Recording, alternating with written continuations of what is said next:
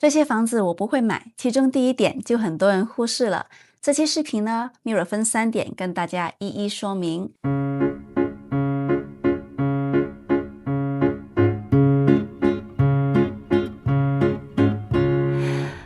都是从环境心理学来跟大家一起选房子。那么呢，最后一点再次认证，买房真的不能只看室内好看。第一点其实就是上期视频挖下的坑，这期来填。那具体呢，就是房子的旁边有大坑，有的是在房子的后面，有的是在房子的旁边。那会有这种房子吗？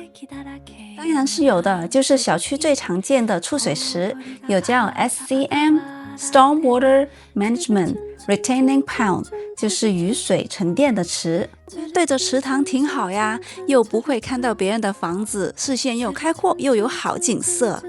知道这种 Retaining Pond 通常会是在小区的低洼地方。有幾高啊？3、4樓咁高啦。那么高差呢，通常会超过10尺，就是超过1层楼的高度了。那在建房的时候，为了要提供比较平整的地块，那这种池塘呢，它就会建 retaining wall， 就是挡土墙。那么就会从原本比较舒缓这样子下坡的地形呢，就变成咵一下子就变成了一个大洞。那维护不好的蓄水池，有可能水会溢出来，或者是水一直在侵蚀水塘边，然后会造成水土流失。然后当水塘离房子非常靠近的时候，还会影响房子地基附近的泥土。还不用说夏天可能会有蚊虫滋生啊，或者是有一些味道之类的。通常这种蓄水池呢，它不像自然湖体那样子是比较宽广的湖面，或者是自然舒缓的河岸，它是整个这样子的比较明显的一个洞的样子。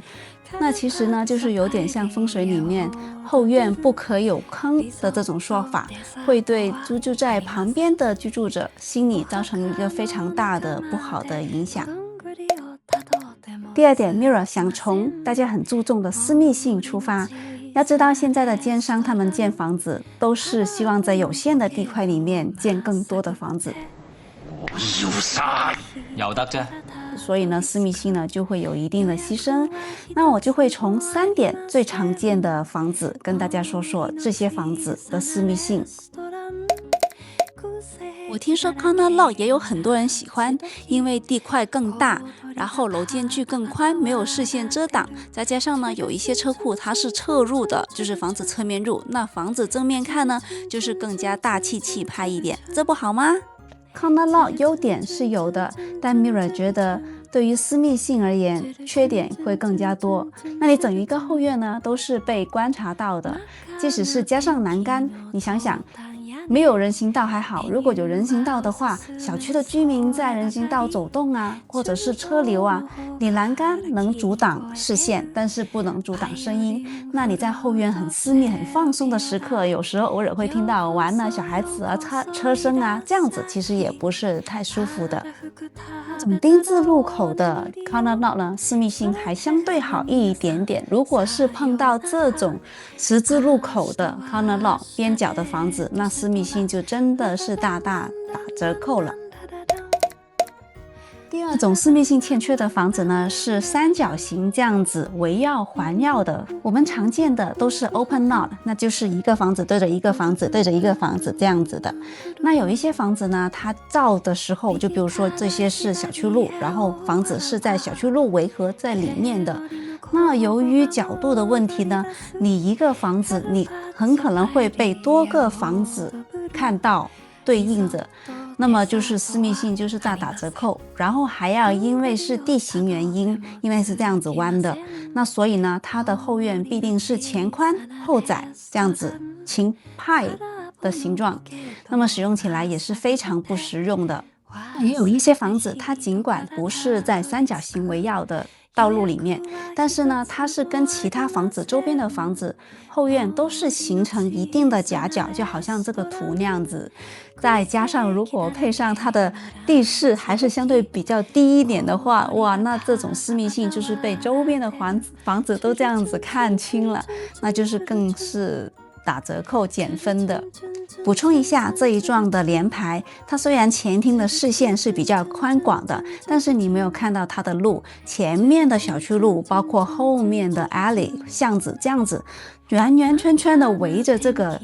房子，那感觉住在里面的其实也不是太舒服，就是让道路围着这个房子的感觉。我不建议买的房子系列已经第3期啦， Mira 很喜欢跟大家一起选好房，那希望你们可以订阅关注，就不会错过之后的视频了。那我们继续。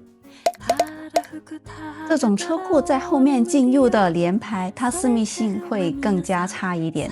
你想想，后面是 alley， 就是后勤的通道，所有的车道啊、尾气啊、垃圾桶啊，还有1星期1次的垃圾车都是从这里经过，那就是感觉你后面本来你就看着别人家的阳台车库已经私密性是打折扣了，然后还有这些太多的生活上的后勤区来来回回的感觉就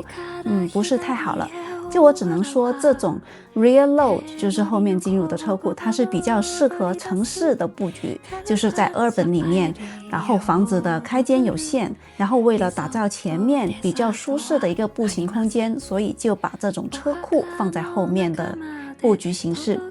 那但如果是在 suburban 相对比较郊区远一点呢，或者是你对私密性有要求的，那么 Mira 呢就不建议你选这种的房子了。然后最欠缺私密性的就是这种2层的小联排，开发商连可以在户外呼吸的小阳台都省掉了。你看后面都没有阳台，就只是一个车库还有窗户，那这样子看上去跟普通的农村房啊、普通的板间房有什么区别呢？遇到了第3种房子 Mira 不建议买的，这种房子就是和周边格格不入，好像就是鹤立鸡群的那种感觉。那有这种房子吗？还真的有，请看。前几天为客人选房，然后看到这个房子，它是在 Apex Downtown 的，我就看，哇，好豪宅哦，看到里面好漂亮，然后很自然的看，怎么旁边有一个这么窄窄的房子，就觉得奇怪了，就很自然的打开 Google Map 里面看，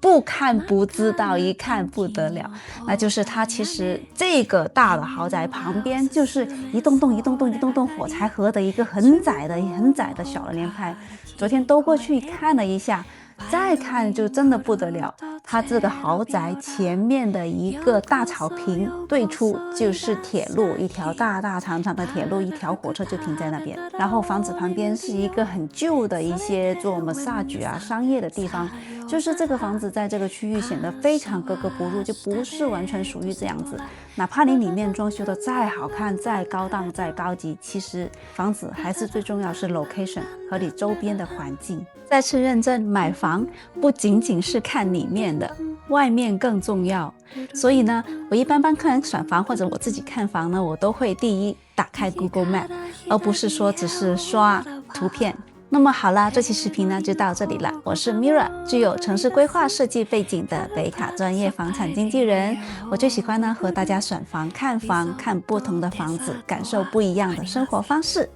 那如果喜欢我的话，欢迎订阅。我会不定期的跟大家分享选房好 tips、设计小巧思，还有介绍北卡、发现北卡。那希望能得到你们的关注和支持，我们就下期视频再见喽，拜。